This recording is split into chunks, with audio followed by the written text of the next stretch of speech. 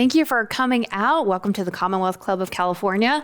Before we get started, a couple of reminders. First, we want to thank very much the Travers Family Foundation for supporting tonight's ethics and accountability program. Also, the program is being recorded, so we kindly ask that you silence your cell phones for the duration. Also, if you have any questions for our guest, please write them on those question cards that were on your seats. And if you're joining us online through YouTube, you can send us questions in the chat. Now, it is my pleasure to introduce our guest speaker. He's the host of the Jason Rantz Show on KTTH Radio in Seattle, Washington. He's a frequent guest on Fox News and the author of a new book, What's Killing America? Inside the Radical Left's Tragic Destruction of Our Cities. Ladies and gentlemen, please welcome Jason Rantz. Hello. Thank you. Thanks for being here, Jason. You want to kick us off with an excerpt there? Yes. And we chose the perfect excerpt from the introduction, so it actually sets up the actual book. Okay. Activists on the radical left are more organized than those on the right. They're more organized than those of you who don't have a firm ideological position. You vote for who you think best serves your community and believe no one party can completely define your interests and views. You like some ideas on the left, others on the right, and you vote with your gut, not with a political identity you casually identify with. How in the world do you find like-minded people to join you in a political fight to retake your communities? And even if you could find them, would you have time to do what's necessary to make meaningful change? The radical left has a set of ideologically motivated professional activists who show up to meetings in the middle of the day when you're at work, on a Tuesday evening when you're preparing dinner for your family, or when you're picking up your son or daughter from soccer practice. They endlessly scroll social media looking for protests to attend or new causes to embrace. They share information with a community they've curated to help promote their activism while you're online paying bills, finding family recipes on a budget, or looking for a movie to watch with the kids. It's hard for you to organize because you have jobs and lives, families and responsibilities.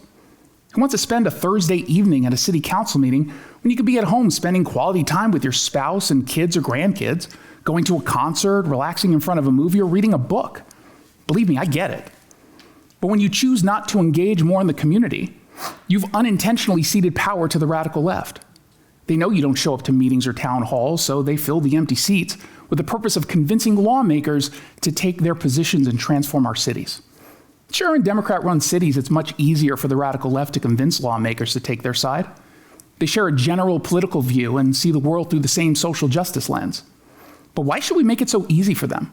Why not put up a little resistance and inspire those who are not politically motivated, who see what's going on and are displeased, so that we can win small victories before, ultimately, winning the war for the future of our country?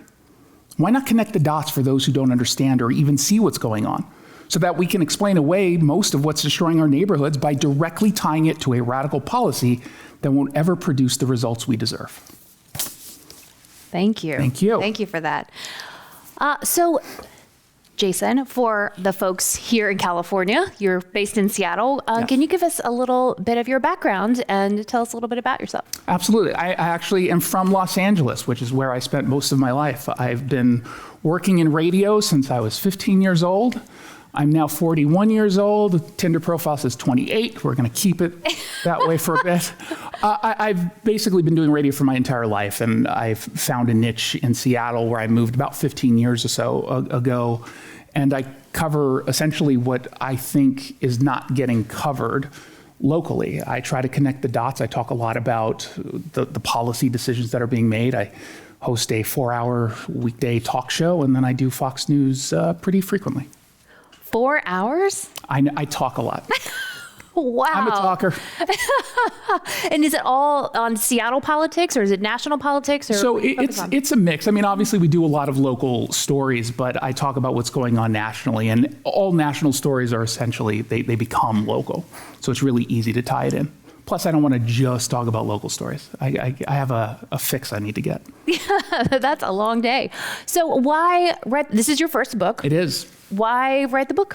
I wrote the book because I was noticing trends that were unfolding in city after city after city. And I talk a lot about this on my show, but also for Fox News, where I spend almost all my time talking about national stories.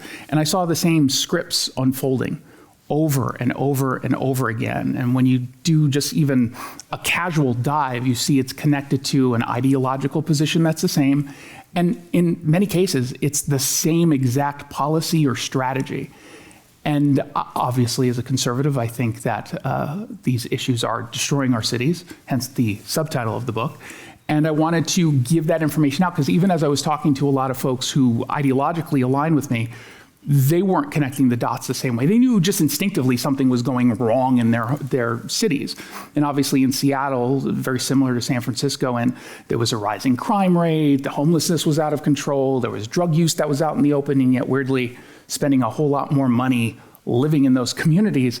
And COVID really exposed a lot of what was going on.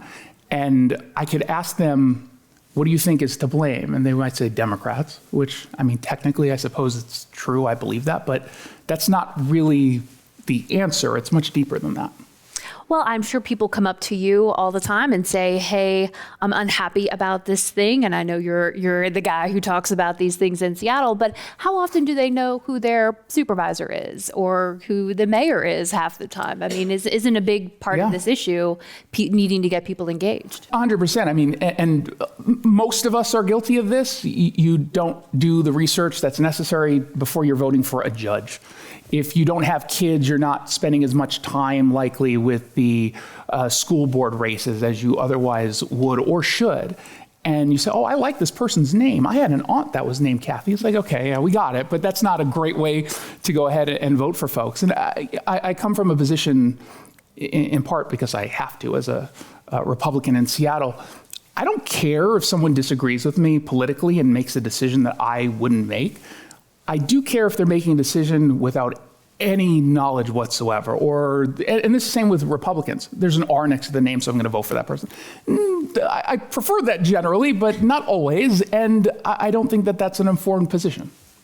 Well, one of the things you talk about in the intro that you just went through, and that you do talk about in the book, is sort of encouraging people to get engaged. And there is this, I think, sometimes an issue with folks on the right, where I'm old enough to remember the contract with America, but it seems like if your platform is really no, right? If your platform is let's stop all of these things that are harming our city, wouldn't it be better to have a more sort of affirmative agenda around what people are interested in? And that seems to be lacking a bit on the other side. Well, it can. I think it depends on where we're talking about. I think regionally there are lots of really good ideas that just don't get a whole lot of attention because they're coming from a smaller group of people who generally don't have any political power anyway. And so I think there's a disincentive to spend too much time on the good ideas. I do often think, though, you're right, that people will say that this is wrong. It's like, yeah, no kidding. We know that it's wrong. It turns out we don't like homicides. But what's an answer to respond to that? What can we do that might actually work? Oftentimes people will say, well, we need innovative solutions. Not always. Sometimes we just need to do what was working before that we stopped doing. And I think it's about recognizing that and then becoming an evangelist for a position. The people who do show up to these meetings, and I spend a whole lot of time almost hyper-focused on this, we cede so much power to one group of people who can go to a meeting on a Tuesday at 11 a.m., whereas you've got a job or afterwards you're spending time with your kid. Like, I get that. But by not showing up, we're giving so much power away. So what else can we do if you realistically can't show up to these meetings, and most people can't? What else can you do? Well, it starts by being knowledgeable, and then it starts by making sure that you're arguing the right way for your position. And I think that that's what's missing in a lot of cases. Well, I mean, you've watched plenty of local board meetings. I certainly have watched many Board of Supervisors They're meetings. so fun. Can we just acknowledge that? It sounds really nerdy and dorky, but it's really a lot of fun. Especially public comment. Boy, yes. Oh boy. But you've seen, and I know I've seen, situations where you're literally watching members of this body getting persuaded by the loudest voices in the room. And it shouldn't be that way, right? I mean, it shouldn't just be like who's able to show up and who just doesn't have a job or has a job that allows them to do this. But it really actually to a shocking degree is. We see it happen in real time. There was a case not long ago where Seattle was deciding whether or not it was going to recriminalize drugs, which it eventually did. But the big vote where we had an actual piece of policy that I think was reasonable and what we needed to do, one guy was getting yelled at and he was the deciding vote and he switched it at the very last minute. And you could see it happen in real time. And that's just so depressing, regardless of the position that you take. I don't want to see anyone act like that, because all you're doing is encouraging those same recalcitrant activists to show up and just yell at you even more. I just don't think that that's the best way to move forward.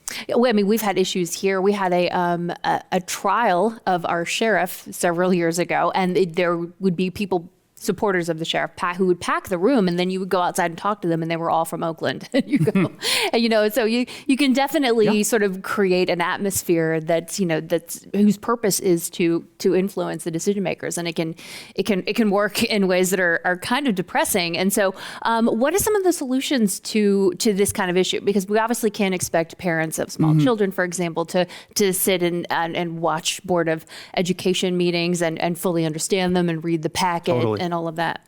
So what I think is important to do is to understand how the party in power uses language to their benefit. I talk a lot about the power of language, where if you control words and you can redefine words, well, you're going to win every single debate. It's actually quite easy. So first, it's to understand what's actually being proposed and not just say, well, it sounds good, I'm going to go with it. And I'll give you an example. Harm reduction as a strategy, I think, is responsible for the rise in drug overdoses, the fatal overdoses through the roof nationally and in these cities that have really embraced harm reduction. And they embraced it a while ago, but during COVID, it all accelerated. I could ask the average person to define harm reduction on the street. Not a single person will be able to. Now, if I pitched it to them the way that it was pitched originally, they would say, yeah, that sounds great.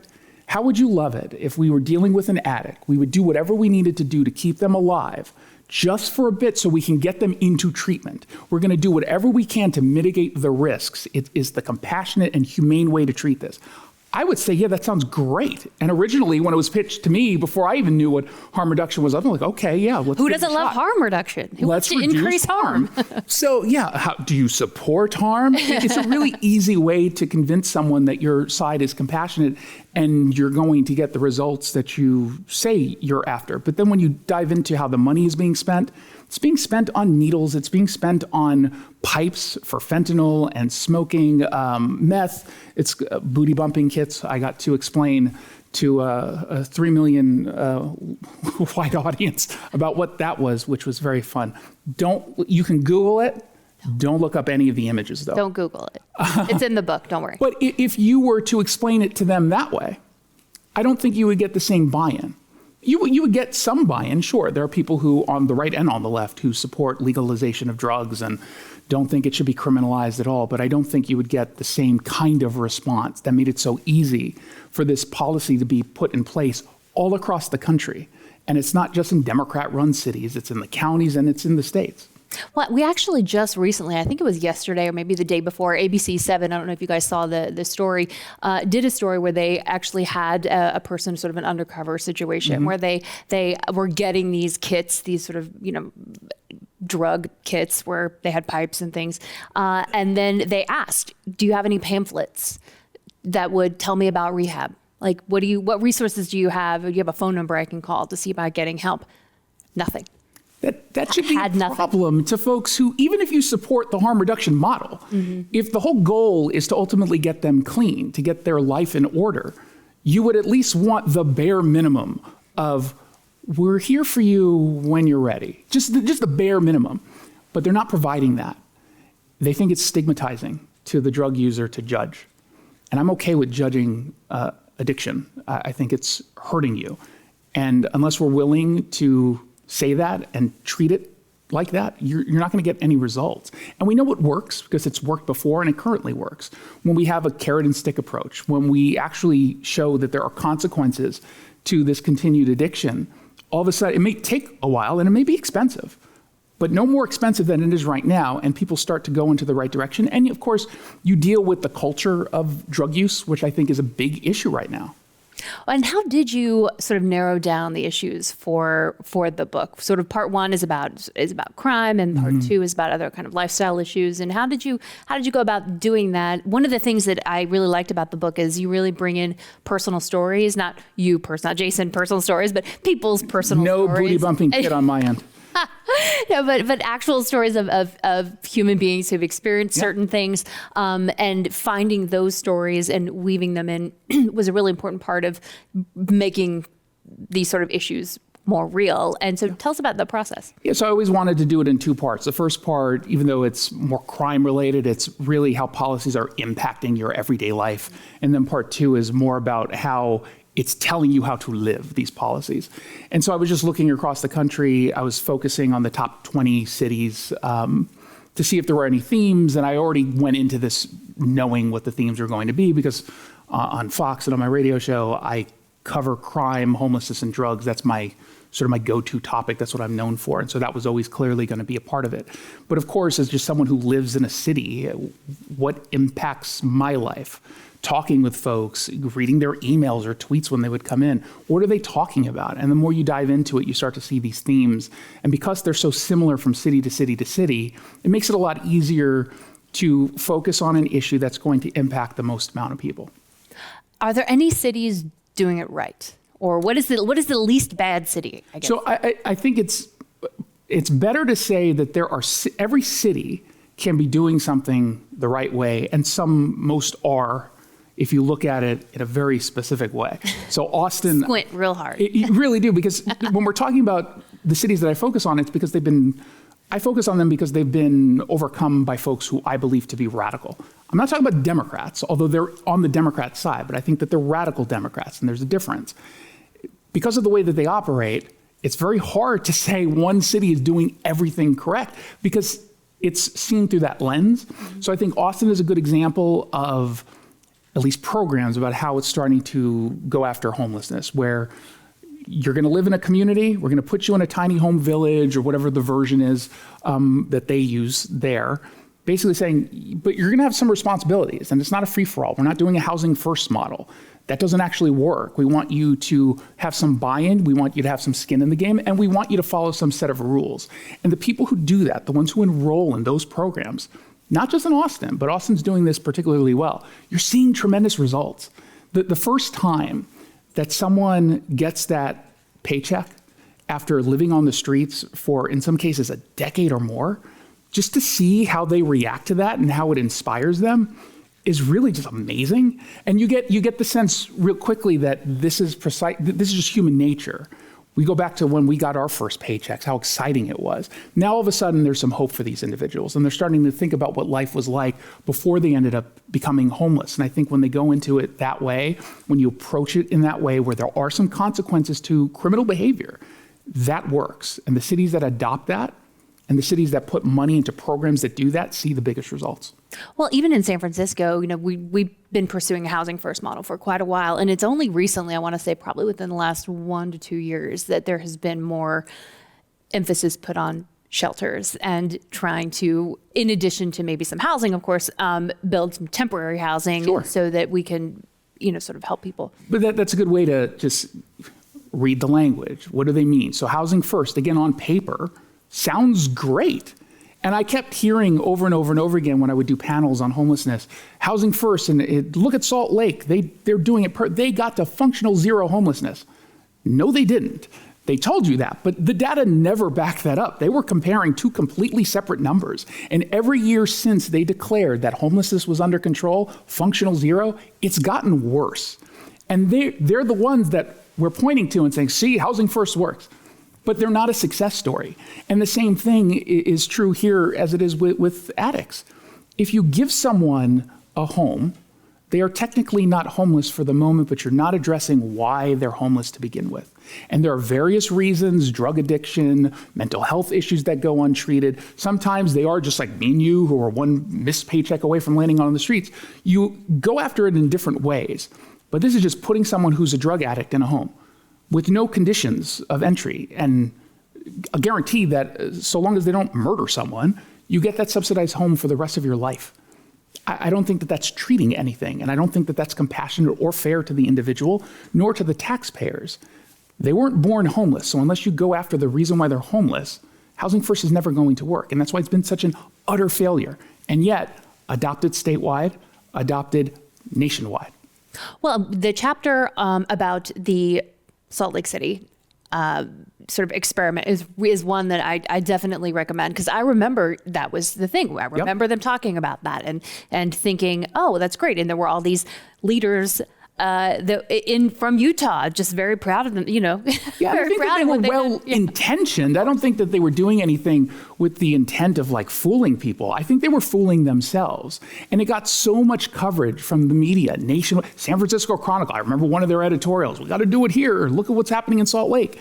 Daily Show sends their reporters down there and they make a big deal about it, mocking all the Republicans at the time who were saying, I don't think that this is going to work. And they pretended that it was as simple as just saying, oh, it turns out giving someone a home actually solves homelessness, but it really doesn't.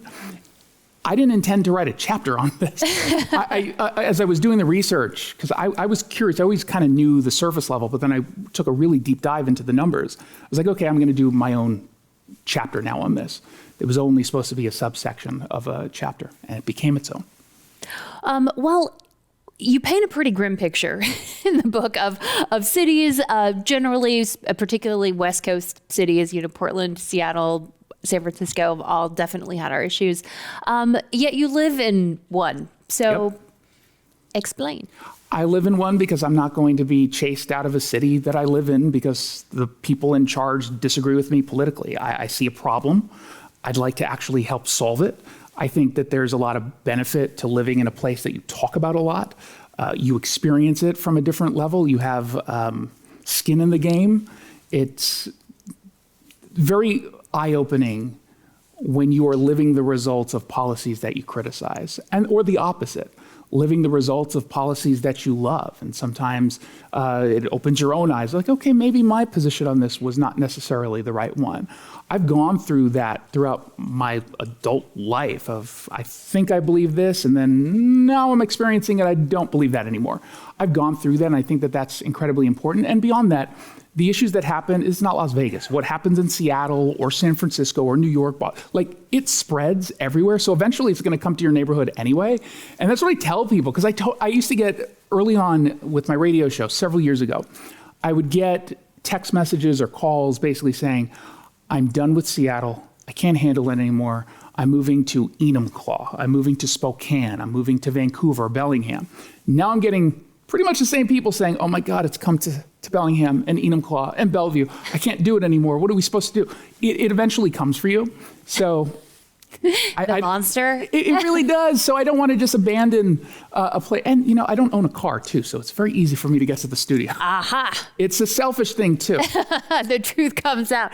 But, but if cities do attract a certain kind of person, I mean, look, especially in California, we've got initiative, recall, referendum. I mean, the cities are the way they are because of voters to a large degree. I mean, you can only blame, shiftless politicians, to a point. But there are ballot initiatives and other things that we've done and other sort of people that we've supported that have made this. And so, in some sense, what do you say to this issue of, these are democratically elected reforms? Are people just, for folks who are in the unhappy minority, I mean, what can they do? We get the government that we deserve. And wherever it is you live, you're getting the government that you deserve. Now, does every individual voter deserve it? No, but that's how it works. And so I truly believe, and you and I were talking about this earlier, I'm hypercritical of local media, of which I'm a member. But I'm open about my bias, and my position does not rely on having access to any politician versus most TV reporters. They do. If that's what they cover, they have to have access to the governor or the mayor or the DA, whatever it happens to be. So I don't think that they're as critical as they need to be. I don't think that they're connecting dots. And I think that the average voter, even though they understand something's going wrong, they don't know why. And no one wants to believe that a politician that they support or a party that they support on either side, no one wants to acknowledge that that's the problem. And so they don't really know what to do. And that was a big piece of why I wrote What's Killing America, is that I wanted to connect those dots. I come from a state that a few years ago passed a ban on vehicular pursuits. Police were not able to pursue criminals engaged in non-violent felonies in which originally it had to have probable cause, which is an incredibly high bar in a circumstance like that. It used to be reasonable suspicion. So now they got reasonable suspicion for certain violent felonies, but for the most part, you can't chase. So people don't realize that somehow. I talk about it all the time, but not everyone's listening to my show. And it's a problem because we've had a rash of mostly teenagers nowadays stealing a car, driving it into a storefront, stealing whatever's in that store, and then driving off in another stolen vehicle. They don't have to speed away.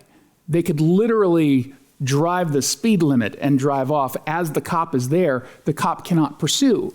And I talk to a lot of police chiefs and the sheriffs in the state.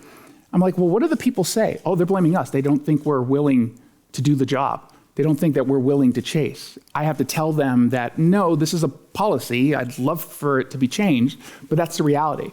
So if you're not getting that in local news, because everyone has their own lives and their jobs and whatnot, how are they supposed to know? So they end up voting for the same people who are pursuing this to begin with. And yet the polling, by the way, overwhelmingly says the same thing. And it's been mostly the case in the cities that I cover. People recognize there's a problem. They don't like it. They maybe disagree with how to fix it. But they certainly would not knowingly vote for the same policies that they're currently complaining about, and yet they do. And I surmise it's because they don't realize that that's what they're doing. But isn't it also an issue of what matters, right? Voters, let's say you've got 10 issues and maybe you poll people and you go, well, why are you electing these people over here? Well, maybe I've got my one issue that I care very deeply about. And I'm going to vote for the politician that aligns with me on that issue, even though I'm not crazy about the other 9. Sure. In terms of, why are the politics not lining up with what people's stated interests are?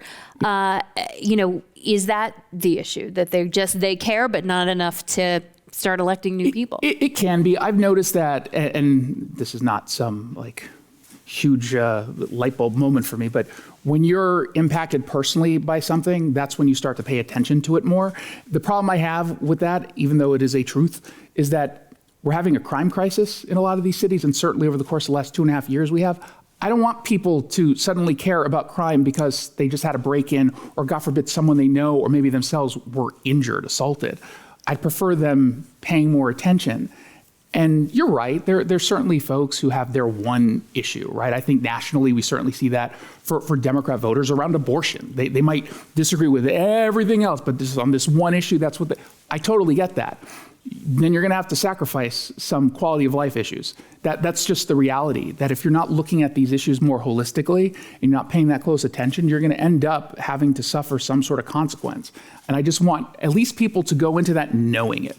And I don't know how often people think about it in those terms. We do it just because it's second nature, but how often do people step back and say, okay, I'm going to reflect on my positions here and see what, this is not how any of us act.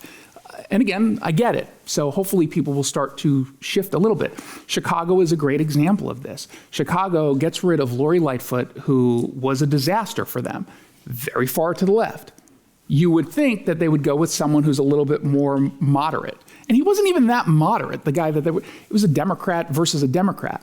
They ended up going with the guy who's even farther to the left than Lori Lightfoot. And now all of a sudden you're seeing people in communities speaking up on issues that they previously didn't, one including immigration, which I talk about in the book. All of a sudden they're saying, whoa, you're giving away our rec center or our senior center to folks who are in this country illegally. And while I want to be compassionate and understanding, I also live in this community and our community is not doing so well. So what are you doing for us? All of a sudden, you're seeing that pushback in New York as well. And I think that that's going to hurt at some point. But I just wish we wouldn't have to get to that point in order for people to spend a little bit more time thinking about the decisions that they're making.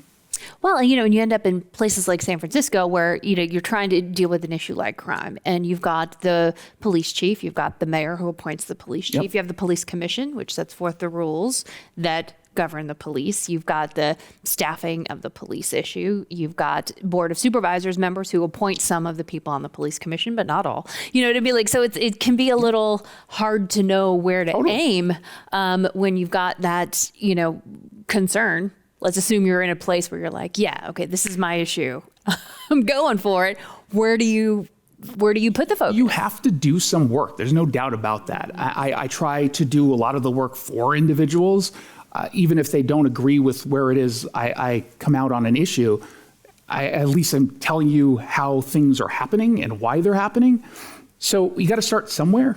Right. I just hope people will do a little bit more of the work. And the folks that I talk to on a regular basis and the folks who reach out to me when they see me on Fox or listen to the show, they're starting to talk in those terms.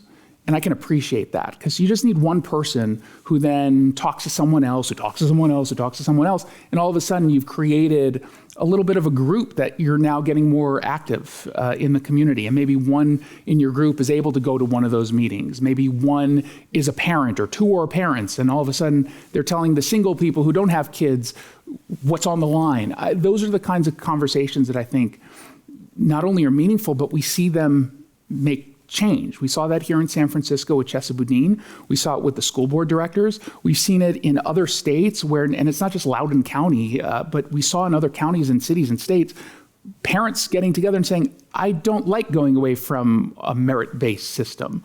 My kid is working his or her tail off to get to this point. I'm instilling in them these values, and now you're telling me they don't matter. The parents, although it hasn't been perfect, but the parents who get together have seen significant victories. Legal victories in some cases, because they learned what was going on and they said, look, we have shared interests here. Let's actually pursue for some change. Right. Well, I mean, that's one of the things your book talks about is, how to get people to pick an issue and really immerse themselves in it. Why don't you run for office? That was I was looking around, I was Googling your book and seeing what people were saying. And one of the comments was, why doesn't Jason put himself out there? Because I like what I'm doing now. I don't want the spotlight on me. I want to put the spotlight on other people. Oh, really? I've never been interested in running for office. For whatever reason, I just don't want to have to worry about everything I say and do and wondering if I'm going to have a job tomorrow. Oh, I work in media. Actually, I do have to worry about that. I like to do some of the nerdy work behind the scenes. I like to highlight stuff. My ego is too big to be a politician. That's how big it is. Wow. I know. I like performing, right? I like the radio job. I like being in front of a television camera. I like the writing aspect. I don't want to perform, though, 24/7.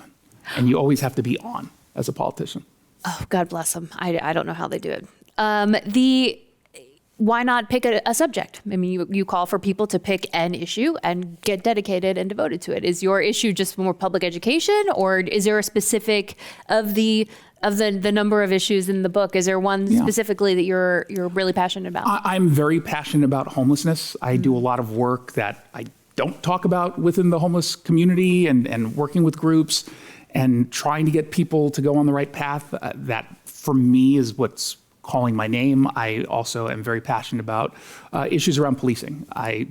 Those are the two issues that I talk about most on my show and write about the most. As a voter, those are also things that I pay close attention to. But obviously, if you're in a position like I am, where you're paid to read the news and know about the news and know policy, you can't help but be informed on all of these different issues and then have conflicting positions. Like you're in that position. I enjoy it. I like it. So I don't have to pick just one or two issues, even though those two are very personal to me. And you get recognized. I mean, you open the book with actually a pretty scary story of getting recognized. And as a reporter, having covered some of what we had here in terms of like Antifa, people dressed in black bloc clothing, and getting really dicey.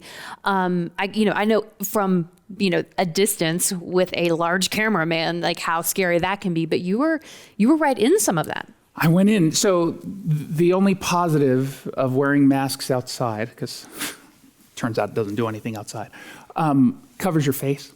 I have very, very, I don't know if you noticed this, dramatic eyebrows. So I have to wear a hat, wear some sunglasses if it's during the day. It's usually at night. It's harder to see. You can blend in really quickly.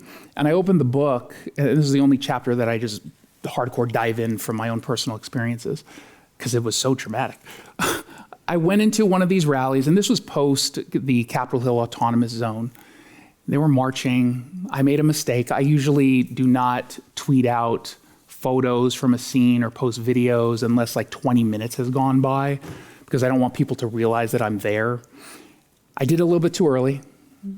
And people online in those groups, they will literally look on social media to see if there's anyone who they can spot who has infiltrated their group and is deemed an enemy, and they'll out you. And so I was outed. I was there with a colleague of mine, and all of a sudden I got a direct message telling me, have you seen this tweet? They know you're there. And then almost within a minute, I heard my name being mentioned from the group. They knew I was there. And then we had just stopped. And I'm thinking, okay, they're gonna search for me. And my friend was like, should we go? I'm like, we're in the middle of a neighborhood I've never been in Tacoma. I don't think right now, after just hearing my name, is the best time to leave, because that's gonna bring attention to us. You'll have to, how it turned out, you'll read about it in the book. I was not killed. Spoiler alert. It was incredibly dicey. And it can be really scary out there. It really is. And I have just because of what I do and where I go, I have a high bar of what makes me uncomfortable in the field. I didn't normally go into the field until this was all going on, where I felt like I needed to, because no one else really was doing it, or very few people, certainly local media, because you've got a camera, you're not going in to these groups. But once they started to tell me that Antifa didn't exist, that there was no real violence, I'm like, okay, come on, guys. I get why they did that, but it was kind of driving me nuts, because some people actually believed that all of this was just made up and that it truly was just everything was peaceful and great. No, it wasn't. It very clearly wasn't. So I did it for those reasons. And then to get called out when you're there, not really, because you see them being violent, so you know that that's what they're capable of, you get kind of scared. And at that point, I didn't have a concealed carry permit, so I was definitely vulnerable. You do now, though? I do now, yes. Noted. Okay, questions from the audience. Thank you for speaking about engagement. What are your thoughts around precinct strategies and mobilizing Republican voices to be more visible and active in changing liberal-run cities like Seattle, San Francisco, and the surrounding suburbs? Don't do that. You shouldn't do that. You're not going to elect a Republican in most of these cities, certainly not at the beginning. The cities that I focus on are run by radicals, and oftentimes you're only getting a radical versus maybe a moderate Democrat. Put your energy and focus on the moderate Democrat. I'm under no illusion I'm not going to be happy with pretty much anyone in the city of Seattle that ends up getting elected. I'm just not going to be happy, and I'm okay with that for now. Ultimately, I want to get people away from the radical side of things, just moderate a little bit, and that's when you can start to really position to get a Republican or a moderate Republican or an independent, maybe someone who you're not quite sure where they are, into office, and then you can make that shift. But I'm all about getting away from the radicals, and usually that means you're not putting a Republican into the primary. It's not going to help. And you don't have enough voters to get that done anyway. So focus where you're going to have the biggest impact. Now, if you come from a neighborhood, when we're talking about like the state legislature, that's a little bit different sometimes. And if it truly is a purple district, that's when you got to mobilize. That's when you have to create your own little group of folks who are committed to maybe one or two issues. Each person has a different issue. You're actually going to have to knock on some doors. Send some text messages to friends and family members and coworkers who won't rat you out to HR for talking politics. Those are the folks who you have to get in front of and actually engage. But it's important to understand, and I can't stress this enough, understand the language that is used to pursue these policies that folks think are compassionate, but they really aren't. It's so interesting when the Chesa Boudin recall was happening in San Francisco, those who were in favor of the recall, which was all MAGA Republicans, I'm told. Apparently. They really tried to say, you're racist, you're right wing. And even now we see this in Oakland, where they're gathering signatures to recall the DA over there of Alameda. And she's also saying, you're as bad as the January 6th insurrectionists. And, and it's just, Wow. There's some people who live in that echo chamber where they truly believe that that's the case. There are, 17 Republicans in San Francisco? I think you have one more here than we do in Seattle. It's clearly not being driven by that.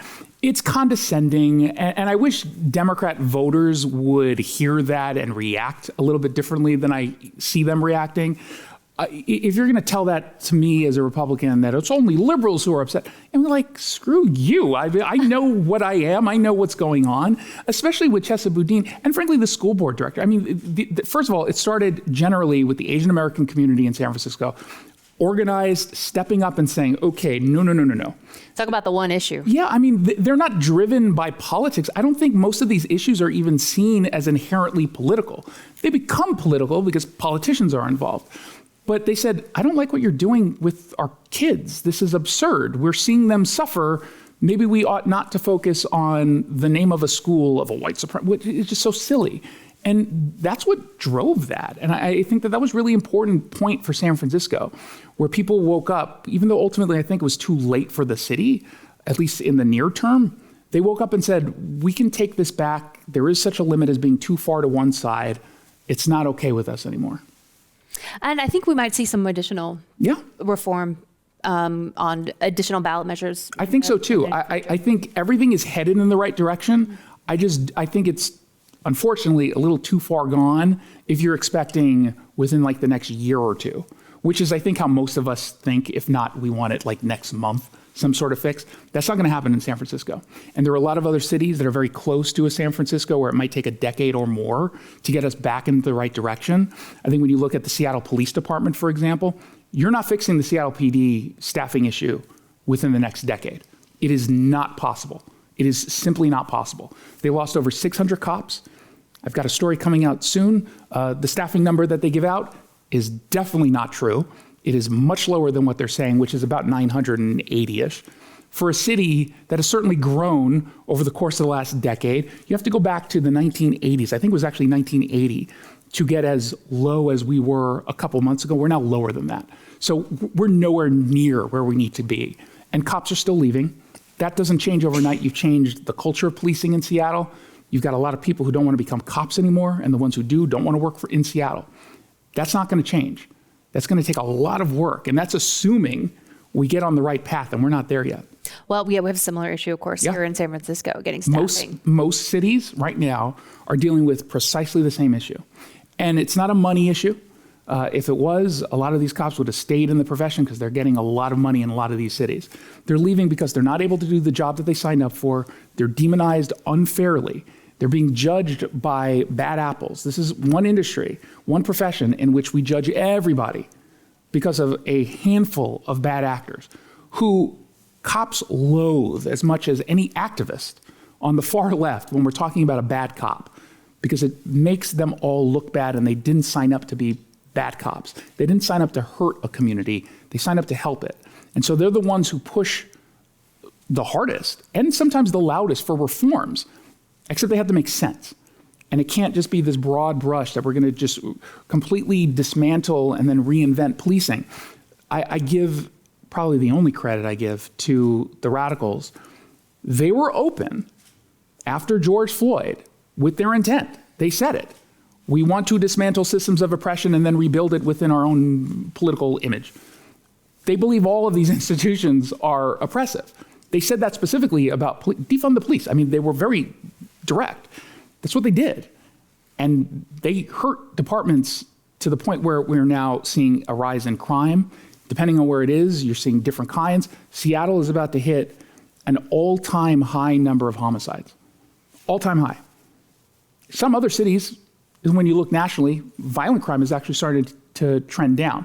It's a little bit disingenuous because you're comparing it to a historic high, so I'd rather look at it pre-2020, and we're nowhere near where we were.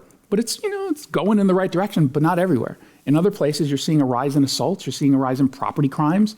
Like, this is because of what was done to the police departments.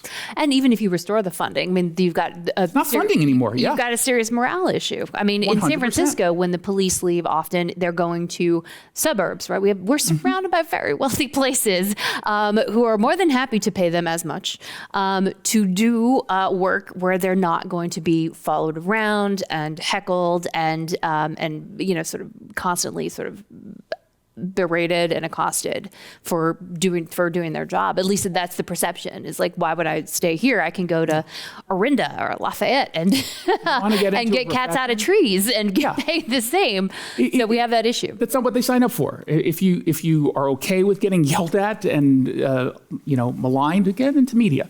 You'll be fine there, but that's not what they sign up for as cops. Well, I've heard stories from police officers who say things like they'll be out and there'll be somebody or a group of people following with the camera, calling them slave catchers. And the guy's like, I'm trying to get a sandwich, like at the sandwich shop, and I've got these people sort of like following me down the street, yelling at me, calling me a slave catcher. I mean, it's just bananas. I know an officer who was told during his shift by some random activist that he doesn't care about the community.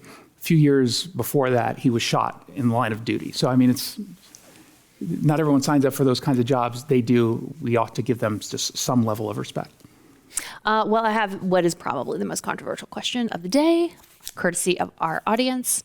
Which city has better coffee? San Francisco or Seattle? It's not Seattle. I'll be totally honest. First of all, heresy. I am a coffee snob. London has the best coffee, so we'd have to go out of this. Ew. I'm sorry, it's true. San Francisco has slightly better coffee, but don't have great coffee culture here anymore. You used to, but you don't anymore because COVID just killed all of that. What's coffee culture? Coffee culture is being able to go to a coffee shop and camping out for a while and not feeling awful about doing it and not being treated poorly because you're not leaving your table. And being able to sort of just enjoy your cup of coffee all day if you want. That's gone now, and it's really it's still an issue in Europe where they take seriously. I don't think we do that here anymore.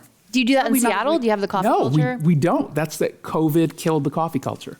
And Starbucks. Say that 5 times fast. It's true. And by the way, anyone who likes a dark roast, don't talk to them. It's a light roast. Wow. It's true. If you're a coffee snob, you know that. This is the most controversial part of today. What we've heard, Seattle, not good. Okay, so and I'll add this, who inspired you to pursue a career in writing, radio hosting, and political commentary? I grew up listening to talk radio, and it was on all sorts of issues. It was not political. It wasn't Rush Limbaugh? It wasn't Rush Limbaugh. It was actually Howard Stern and Jay Thomas. Jay Thomas in Los Angeles did morning radio there. And that's what got Howard me. Stern. Eventually, yes, of course, Rush. I mean, he was, regardless of how anyone thinks about any of his positions, he was a brilliant broadcaster. And he was able to communicate in a way that allowed me to do my job now. If there was no Rush Limbaugh, there would not be talk radio as it is today. Although some people might say that it shouldn't be. So I got into radio when I was 15 years old. I was working at a... How is that legal? Frankly, it wasn't legal, I'm pretty sure. And I remember skipping out on school to go and meet the program director of a sports radio station. It was a show that they were developing for kids, hosted by kids, for the Dodgers or around the Dodgers. And I was big into baseball at the time, and that was my first radio gig. And then I realized, this is what I want to do for the rest of my life. You were on a kid's Dodger? I was Double Play J. That was my nickname. And it was so fun because, you're a kid and you're going out on the field and you're meeting all the players, doing things that now don't impress me at all because I've done it a million times. But back then, of course, it does. And so it's really cool. And then you go in front of a microphone and you start to talk and perform. And I always felt generally comfortable doing that. And that's when I knew this is what I was going to do. And I was wondering whether or not I was going to truly pursue this as a career when I was in college. I went to school, Occidental, ultimately with the goal of being a lawyer. And I took the LSATs, I got accepted to some schools, and at the last minute I said, I'm going to stay in radio. And I was working part-time at the time. And it was the right decision, I think. Why politics and not Dodgers? Double Play J. Yeah, I know. Politics interests me more. There's more depth for me to talk about. I don't like talking about one issue. And there's a sports station in my building, and I don't understand it. It's like, what'd you talk about today? The Seahawks. Okay, what'd you talk about yesterday? Seahawks. Every once in a while, you'll throw the Mariners in when they're doing well, and then when they're sucking again, Seahawks. I don't find that interesting. I like to watch soccer, but I would never do a 4-hour show about soccer. I did a 1-hour. Soccer is a 4-hour show, I think. It's 90 minutes, relax. Feels like 4. I love soccer, but I just couldn't get that passionate about doing that for a living. But I could around politics. And I started doing TV because it was a Tucker Carlson producer who saw one of my stories linked to in another story about going to Vancouver, British Columbia, and looking at their heroin injection sites. And I did a couple hits for them. It was fine. I like TV. Didn't really think it was going to do anything. And then Chop or Chaz happens. I'm on every single day, almost. And then all of a sudden, all the other producers wanted me. And I started to do other shows, and I realized, yeah, I can do this too. It's fun. I like that. Are you going to move to TV, or is that the goal? They won't let you talk for 4 hours. Right? Yeah, that's true. So my hits are 3 to 7 minutes, depending on the show. That's how cable television works. Versus, so it's much easier. But I like what I'm doing now. And if it's TV only or radio only again in the future, it is what it is. Well, I do want to talk about this Vancouver injection site because San Francisco officials, like Seattle officials, went up there and visited. And I remember seeing video of the safe injection site there. This is back in 2017. And you could see that there was this site. And then for about 2 to 4 blocks around the site was just a disaster zone. And I remember thinking, stupidly, that our leaders will go up there and surely they will see the outer ring of kind of craziness that was happening, and they wouldn't put that in our city, surely. But here we are. Everyone was racing to be the first. It was San Francisco, Seattle, Philadelphia, all visiting. And to your point, they saw what I saw. They saw the reality, but then they said, well, let's do it. Because there's this competition to out-progressive another city. You want to be the first. And when I talk about the radical left, I've sort of separated out into 2 different categories.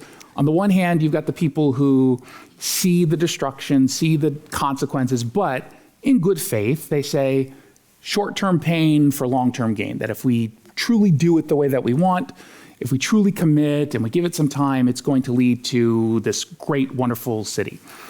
Then you've got the people who view it like a cult. And I legitimately don't think they see what's going on, that they're just delusional. They've convinced themselves that they're not doing anything wrong. I don't always know where politicians fall within those 2 groups, but it's and that's me being very generous, because I could very easily just assume that they see it and they don't care. But I just, for the most part, even though every once in a while there's a politician who I do think just likes chaos, I try not to think about people in those terms, because that would be deeply depressing, to live in a place where people legitimately see harm that they're doing or that their policies are causing, and they're okay with it. I just refuse to believe that. Well, I mean, it's a trade-off, right? I mean, it's one of these, like, how much do I think people will tolerate? What's the job of a politician? To remain a politician. Yeah. Right. So the job is to stay in office. And if allowing this to happen will keep me in office, if it's more likely that will keep me in office than get me booted from office, well, then step right over it. Well, it's the voters too. I mean, they're reacting to what they think the voters want, and voters in these cities generally say openly, I want the one who's the farthest to the left. We want the most progressive, regardless of the consequences. And again, they probably fall into those 2 categories too, the people who view politics that way. And you're just playing to the crowd. It just so happens that places like San Francisco or Seattle, Portland, they just have a lot more of those voters. At least that's the perception. Than the other group, which is like, I'm going to go with the person who makes the most sense and does the best for my city and my community. Well, I was listening to this interview of a man who was a former drug addict who was explaining that the reason, so one of the things that we were sold on with these safe injection sites is that people would do the drugs inside. And so it would somehow sort of help keep people from doing it in the streets. They would have a place to go and do it. And he was explaining why they don't do it inside the safe injection site, because there are people in there, well-meaning people, with Narcan ready aggressively to bring you out of your high. And so if you have been waiting all day for this, and this is, you finally are about to get high, and then there's some, again, sort of nurse standing there with Narcan, I'm not saying they want to die. I'm saying they want they want to stay there. They want the most risque high. They don't think they're going to die. Maybe in the back of their minds, they acknowledge it's clearly a possibility, but that's not what they're thinking in the moment. So that's why they go right outside. So that's why the area around the safe injection site is the one that's more sort of active than inside. So that's why you literally walk out the door and you do it out there, because it's literally, you can kind of hold it. But what was so crazy about this is I thought that makes sense. And did no one think to ask? When you were in Vancouver and just go up to literally anyone and say, why aren't you in there? And let them tell you why they're not. And so that you would be informed by that? In fairness, many times they're passed out. And that's the truth. I mean, many times they're literally just passed out. And this was before fentanyl was a significant issue, where you're not getting through to them. They're not having a conversation with you. And the ones who will, you don't want to have a conversation with at that very moment. But remember when I talk about language, you call it a safe injection site. That's how it was originally pitched. Shame on all of us who fell for that, because when you have a medical professional who is there to ensure that you do not die because of the behavior that you're engaged in, that by definition is not safe. You're making it safer for the individual. It is not safe. And they originally pitched it, at least in Seattle, San Francisco, and Philadelphia, especially Philadelphia. I spent a lot of time talking about Kensington, which has just been a total disaster. They told us, this will get people into treatment. This will keep them alive for one more day so we can convince them to get into treatment. They do not pursue treatment. They do not push any of these people into treatment. They just continue to enable them. And ultimately, they will die. They will die an addict. They will either die on the streets or in subsidized housing. That is, them being in subsidized housing is not a success. That is a failure if they're dead. And why people just don't acknowledge that, although they're starting to, they're coming around to it. Kensington and Philadelphia, a neighborhood that's just been completely destroyed by drugs. That was determined to be the site for their first heroin injection site. A few weeks ago, the council passed a bill that said, we're not going to do that in all but one neighborhood now. They should just completely get rid of it, but they're clinging onto it, but it's a step in the right direction. I've seen some of the videos of... It's horrendous. Wow. And by the way, Narcan, not really working the same way that it used to. You've got different kinds of fentanyl that's being put out there. Narcan, by the way, only works with opioids, and it's not a guarantee. Some people think that it works for all drug overdoses, and it's a guarantee. It is not. But when you start to, now they're mixing fentanyl with other drugs, including Trank. That's the thing. It's also called like the zombie drug because it eats away at your skin. And we've had cases in Washington where they lost a finger, an ear, didn't even realize it. That's what the drug is doing to these people. It kills the tissue. And you're high all the time, so you're not even noticing. And by the time someone notices, it's too late. That's spreading in a significant way. It started in not necessarily Philadelphia, the general region in Philly. It's now on the West Coast, and it's going to get across the country because, again, whatever... And Narcan doesn't work with it, right? It can work. You usually have to do 2 treatments, and that's still not a guarantee. And on top of that, now you've got kids who are getting exposed to fentanyl. We've had a rash of deaths of toddlers gaining access to it. It sometimes literally looks like candy. And now you've got pets who are getting... I'm not even making this up. They're overdosing because of the homelessness crisis that's pushed through by drug addiction. Fentanyl is just being left around, and the dog is licking it and ends up having an overdose. Like, I don't know, if you don't care about kids or animals... If you want to vote a revolt in San Francisco, mess with the dogs. Yeah. Like, that will not stand. Well, if it hasn't happened here yet, it will, unfortunately. The question from the audience: what do you think is at the root of homelessness that Seattle could focus on? You said, let's talk about the root of it instead of just housing people. It's drug use. By the actual definition of root cause, according to the city, when you look at the legal documents when they're suing opioid manufacturers, they're giving you the data. It's overwhelmingly caused by drug addiction. Overwhelming. And rather than treat the drug addiction, what did Seattle and Washington and Oregon do? They legalized drugs. Precisely the opposite of what you should be doing to get an addict to finally go on the right path. You told cops you can no longer leverage jail time over an addict to turn over their drug dealer. Before you could say, hey, you're going to detox over this long weekend in jail. You know what it's like already. You've done it before. You're going to be miserable. I won't put you in jail. I won't even book you if you go ahead and tell me who your drug dealer is. The second that they legalized drugs, they took that tool away from officers. They also took the tool away from prosecutors and from judges to say, we're going to put you in jail unless you take this treatment that we're offering. Well, there's no jail time for drug addicts anymore if you're breaking the law. So we took a giant step. We took several steps backward, and we saw the results of that. Oregon, through the roof in drug overdoses. Fatalities through the roof. Their whole idea of, well, we're not going to criminalize, we're going to give people a ticket, and if they don't want to pay the ticket, they can go ahead and go into treatment. Just call this number on the back of the ticket. Pretty much no one called. Shocker. Seattle, Washington, in general, same exact thing. We have hit, ever since 2018, where our prosecutor said we're no longer going to charge for personal possession, and then in 2020, we legalized. Every single year since then, we've seen a record high fatal overdose rate. Every single year.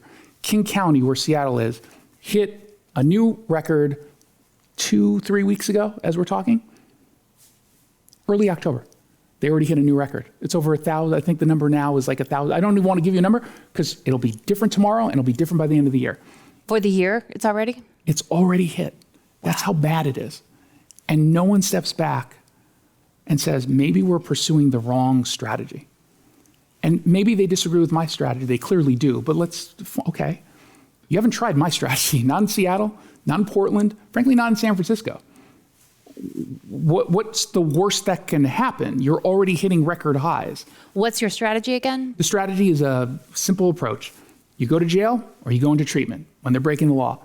Sure, you'll be in jail for a day. Guess what? I'm going to be here tomorrow. I'm going to do the exact same thing. You're clearly breaking the law. We need to save you. That will work for a huge portion of people. When you look specifically in Marysville, Washington, I talk about that in the book. They implemented this policy, a simple carrot and stick approach. It saw huge successes. It's seen success in Austin where it's been used. It's seen some successes throughout the country when you allow the criminal. It can't be the only solution. Criminal justice cannot be the only part of this, but it has to be a part. And when you take that out, you're taking away the consequences. It turns out they clearly don't think they've hit rock bottom, being homeless and struggling every single day, stealing whatever they can so that they can afford the $1 or $2 pills that fentanyl now go for. They don't think that that's rock bottom. So you're going to have to step in and you're going to have to help in that way. And it's actually compassionate for a lot of these people to say, I'm going to throw you in jail if you do not take this seriously. And if they don't like it in the moment, ask them once they're clean how they feel. Well, so the gentleman that I was telling you about that I heard talking about drug use and the safe injection sites, he got clean in jail. Yeah. He said, I went to jail for theft, I believe. It wasn't drug possession, but that was the first time he didn't have access to. You can or was do sort of the treatment in jail. Put the money into treatment in jail. And they don't even have to serve a full sentence if they're going through the program and they're taking it seriously. That's what Marysville just announced that as a new aspect to their plan. They've got one of the few jails that does full detox, has staff, social workers, everything. And they say, look, you may not spend more than 12 days here if you're taking this seriously and you're showing interest and progress. And then you release them. And if they relapse, we'll be there for them. If they start breaking the law again, okay, well, you're going to go back through the system. And maybe this time you do a month. Turns out it works. How does Seattle's political environment differ from California's? Or maybe just Washington's political environment? I feel like they're very similar, but I'm sure they're different in important ways. So Washington is considerably more passive-aggressive, just in a general sense. It's How is that possible? I know. Come visit. It really is. And I think that I think you have more pushback here in California than you do in Washington. You have so few Republicans in positions of power. You at least have, because you're just larger than we are. So you're going to have more voices. I think you have a little bit better diversity of thought within the media landscape generally than we do in Washington State. And I think that makes all the difference in the world sometimes. You may not ultimately see significant victories if you're a conservative, but you're at least going to see the debates. And I think that's why you've seen such a significant focus on Seattle in particular, is because there's just no debates. And so national news, at least on the conservative side, they're interested in that. They want to shine a spotlight on cities in which there's no other side. There's just the one side or various versions of the one side. Well, it also seems like here we've got San Francisco, Bay Area, we've got Los Angeles, even San Diego. And so there's sort of multiple urban centers. In Washington State, it seems like there's sort of Seattle, and then there's just sort of Spokane. And there's like five people in the rest of it. And so it's a little less balanced in that way. Yes, I mean, clearly that's the case. And especially when you look at Washington and Oregon, you have tales of two sides of the state. You have Western Washington and Western Oregon, where they're very, very, very far to the left. Eastern side of both states are like, can we just join Idaho? Yeah. Which is never going to happen, but God bless them for at least they were involved, which I like. I just wish they would be involved in a slightly different way, because it's not going to happen. None of the states nor Congress will allow for that. But it is interesting that despite the debate getting so heated to the point where they're moving legislation along to at least have the conversation, it's interesting no one in Multnomah County, where Portland is, none of those lawmakers who basically rule the state step back and say, maybe we ought to address the underlying reason why they're so unhappy that they don't want to be with us anymore. Just none of those they're just rubes. They're white supremacists. They're MAGA Republicans. That's all you hear. It's just like, that's not a great way to govern. Agreed. Well, we are running out of time here. We've got time for one more question. And for this one, I will ask, hopefully, something we will try to end on a happy note. What advice do you have for individuals looking to engage in constructive political discourse in today's environment? Always remember to be civil. Always remember to be civil. Sometimes difficult. There's no doubt about it. And oftentimes you will encounter people who don't want to be civil to you, especially if you are on the opposite political side of the radical left. But the second that you're not civil is the second that the entire movement is painted by that one action. So I tell everyone to always be that one person who makes that one phone call or sends that one email or text or tweet, advancing an idea and doing it in the most civil way. And I think if enough of these one people do just that, we'll start to see some significant wins. Just don't be uncivil, but also don't view it so as inherently partisan. Because like I said, Republicans aren't going to win in these cities, at least not yet. That's for the second book that I write. What's Helping America, Part 2. So many thanks to Jason Rantz, host of The Jason Rantz Show and author of What's Killing America Inside the Radical Left's Tragic Destruction of Our Cities. Jason, thank you for being here. Thank you so much. I appreciate it. And for any of you out there who would like to support the club's efforts to make virtual and in-person programming possible, please visit the website at www.commonwealthclub.org. I'm Melissa Kane. Thank you. See you next time.